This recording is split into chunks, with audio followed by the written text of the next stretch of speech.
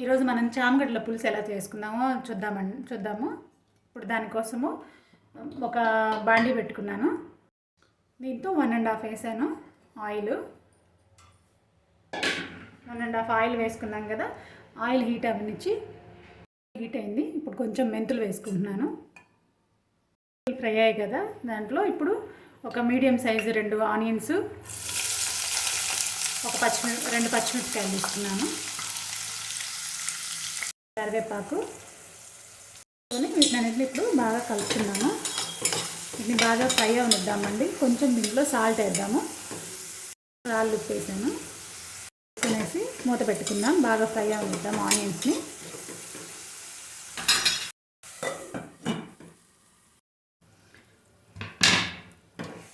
చూసారా, onions fry అయిపోయాయి. ఇప్పుడు దీంట్లో మనము టమాటో యాడ్ చేసుకున్నాము. ఒక మీడియం సైజ్ టొమాటో.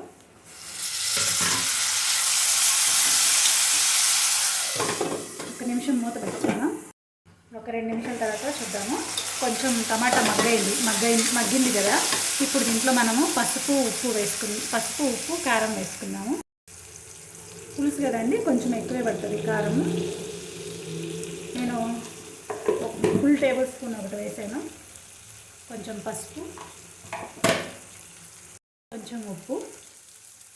ఆల్రెడీ మనము ఆనియన్స్ ఫ్రై అవ్వడానికి కొంచెం వేసాం కాబట్టి చూసుకొని వేసుకోండి. ఇప్పుడు వీటిని కొంచెం మగ్గనిద్దాము మూత పెట్టేసుకునేసి.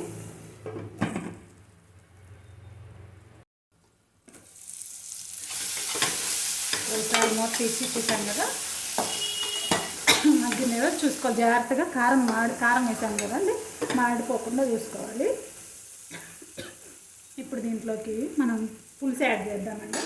నేను ఒక చిన్న మీడియం సైజు, ఇంత సైజు నిమ్మకాయ ఉంటుంది కదండి, ఆ నిమ్మకాయ అంతా చింతపండు తీసుకొని ఇట్లా గుజ్జు తీసుకున్నానండి, రసము. ఇప్పుడు దీంట్లో పోసేద్దాం దీన్ని.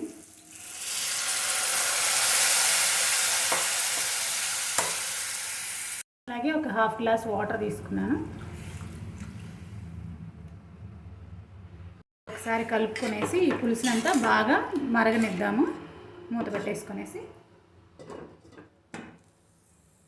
ఒకసారి మూత తీసి చూద్దాము. చూసారా, బాగా బాయిల్ అవుతుంది కదా. ఇప్పుడు దీంట్లో మనం ఉడికించి పెట్టుకున్న చామదుంపలు వేసేద్దాము. ఈ చామదుంపల్ని 3 విజిల్స్ వచ్చే వరకు బాయిల్ చేసుకొని ఇట్లా పీల్ తీసేసుకున్నాను. ఇప్పుడు దీంట్లో వేసేసుకుందాం.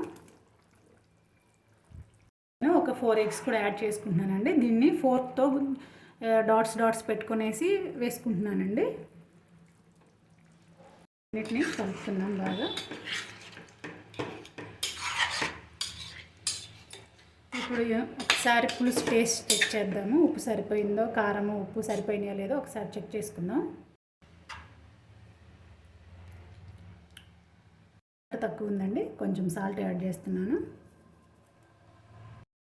కదా, ఒకసారి మిక్స్ చేసుకొని బాగా బాయిల్ అవనిద్దాం. దీన్ని బాగా ఉడికే వరకు ఈ పులుసు అంతా బాగా ఎగ్స్కి ముక్కలకి బాగా పడుతుందండి.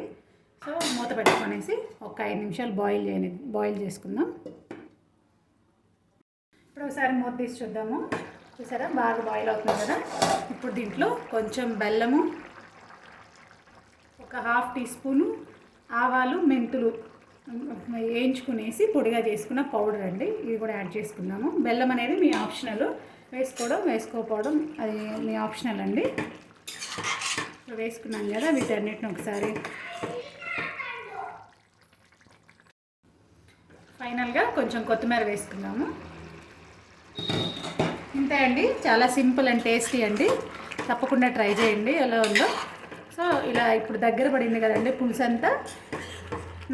మీ కన్సిస్టెన్సీని బట్టి మీరు చూసుకోండి.